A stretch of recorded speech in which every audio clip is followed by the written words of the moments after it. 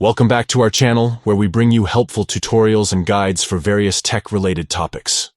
In today's video, we'll be showing you how to easily contact support in WhatsApp Web. Step 1. Start by opening WhatsApp on your computer. Ensure that you are logged into your account. Step 2. Next, locate the three dots in the top left corner of the screen. Click on them to access the menu. Step 3. From the menu, select Settings to proceed to the Settings page. Step 4. Once on the Settings page, find and click on Help. This will take you to the Help Center. Step 5.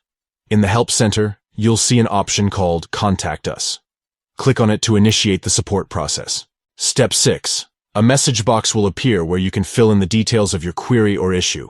Be sure to provide as much relevant information as possible to receive accurate assistance. Step 7.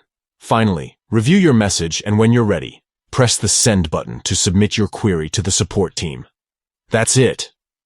You have successfully contacted support in WhatsApp Web. Now you can sit back and wait for their response to help resolve your issue or answer your questions. If you found this tutorial helpful, please give it a thumbs up and consider subscribing to our channel for more useful videos like this. Thank you for watching, and we'll see you in the next one.